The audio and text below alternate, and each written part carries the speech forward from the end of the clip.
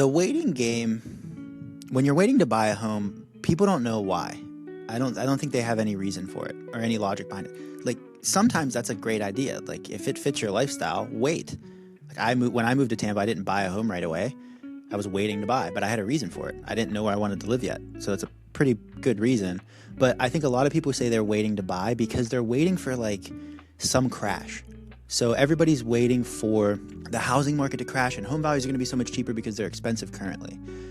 And then the information that they're getting comes from people like myself who benefits from you not waiting to buy, and real estate agents who obviously benefit from you not waiting to buy, even though we're actually the experts. So what happens sometimes is they're like, sure, mortgage lender and real estate agent, you want me to buy a house because then you benefit. So it's always a good time to buy.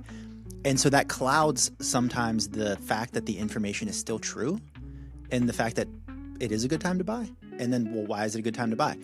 Here's why. So people think that the housing market reacts like the stock market. So oftentimes every few years, stocks get overbought and then there's a correction and then they go down.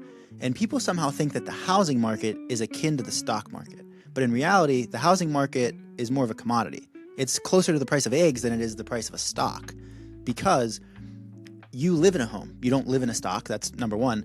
Number two, we printed a lot of money. So when there are more dollars in the market, that doesn't necessarily mean that you're able to, that someday there's going to be less dollars and that home values are going to drop.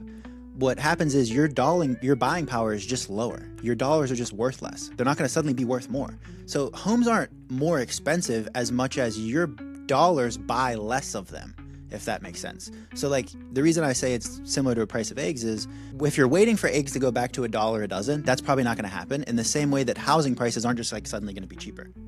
Now, there is an added element of this, which is supply and demand, obviously. So in some markets, you should definitely be very careful in the way that people have overbuilt. And now they think that, like take Austin, Texas, for example. Values in Austin, Texas have gone down because they built like 1 million houses like all at once. You could just keep building in Austin, Texas out further and further and further until you just have this massive city. Well, other areas aren't like that. So take Tampa, the Tampa market, or St. Pete, for example.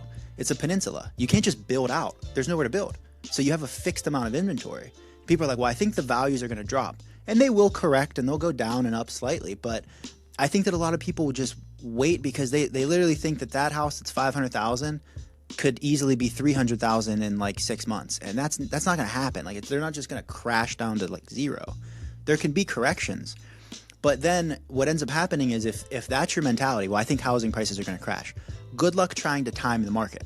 So like 96 out of the past 100 years, home values have gone up. You're basically saying, I'm going to wait until they go down. And then if they go down, you're going to hurry up and buy. Well, so is everybody else, by the way, which drives home values up. But you're going to be able to time the market in a way that trumps the 3 years it takes while home values keep increasing while you're waiting. And then they drop and then you think you're going to be able to buy there. And it just doesn't make logical sense when you look at it from that standpoint. So really what you have to do is figure out if it fits your lifestyle, not if it fits some type of like future financial dream or that you think the market's going to crash in some way that strategically benefits only you and everybody else is kind of screwed. So that's really what you have to look at is like, do I want to own a home? Do I see myself living in an area for a long period of time? Is this something that I want for my family? If the answer to that is no, then don't buy a house. But if the answer to that is yes, and you're waiting for like interest rates or values to crash, you're never going to be able to time the market. You're not going to be able to figure that out. Just try to figure out what fits your lifestyle and go from there.